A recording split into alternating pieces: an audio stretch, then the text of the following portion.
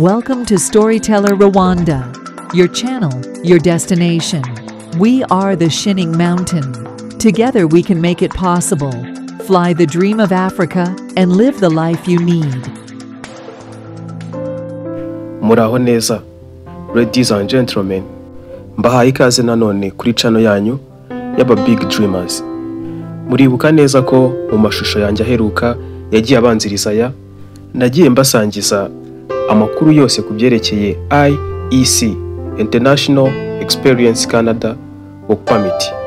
Iyi ni gahunda idasanzwe igufasha kubona uruhushya rwo gukora no gutura muri Canada mu gihe ubaye ufite umukoresha. Ni gahunda ihendutse cyane kuko ikiguzi cyayo kiri ku madolari 156 y'amafaranga akoreshwa muri Canada.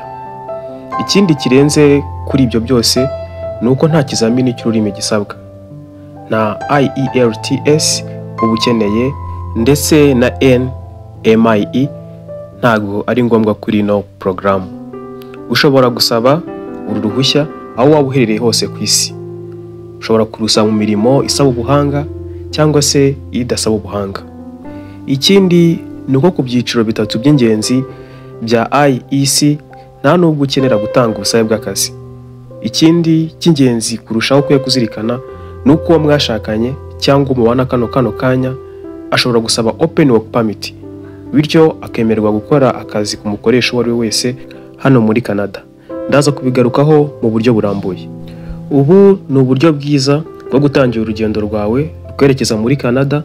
Niyo mpamvu ngushishikariza kugisubiza video inyuma mu gihe hari ikintu utumvishe ukagira akantu wandika ku ruhande, kuko ubu buryo buroroshye, burizewe kandi burihuta. Kubera ko hari benshi bagiye bansaba amakuru ku zindi option umuntu yakoresha kugira ngo agere muri Canada, uyu munsi niyemeje kubaganiriza kuri Global Talent Stream GTS. Iyi ni inzira yo kwimukira muri Canada ikwemerera kubona uruhushya rw'akazi rufite umukoresha wemewe runaka.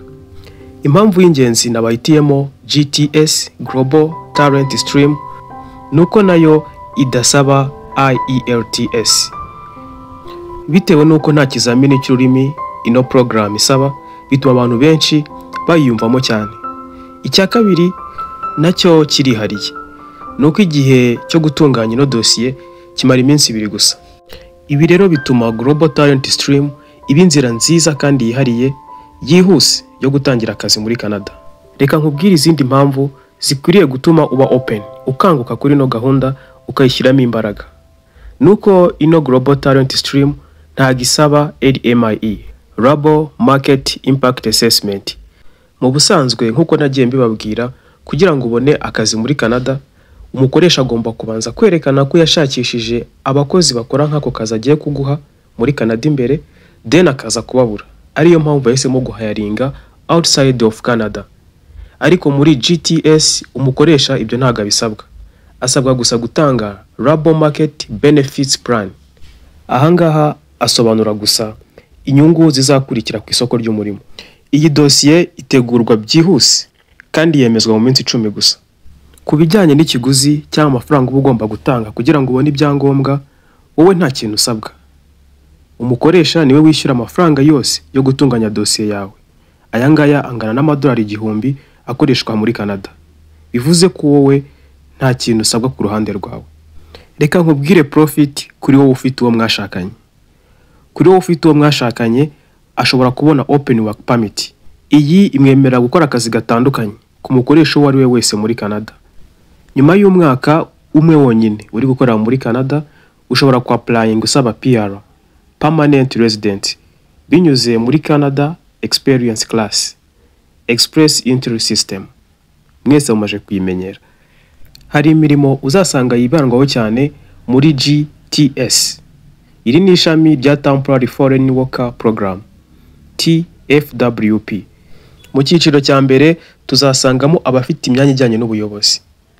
Ahangaha umukoresha agomba kuba yerekanwe n'umufatanyabikorwa wemewe, kandi wowe uje gusaba akazi agomba kuguha umushahara mfatizo byibuze amadolari 40,000 y'amanyakanada ku mwaka. Mu cyiciro cya kabiri niho uri busangemo imyanya myinshi, ariko cyane cyane ifitanye isano n'ikoranabuhanga, nko gukora porogaramu za mudasobwa, kuba umuyobozi mu by'ikoranabuhanga, Ahangaha ugomba kuba ufite uburambe muri imwe muri iyo mirimo uri gusaba. Kandi nanone umukoresha wawe muri Canada akaba aguha offer iri kuri standard ihuje n'isoko ry'umurimo muri Canada. Hari imbuga ushobora gukoresha ushaka kubona akazi muri GTS.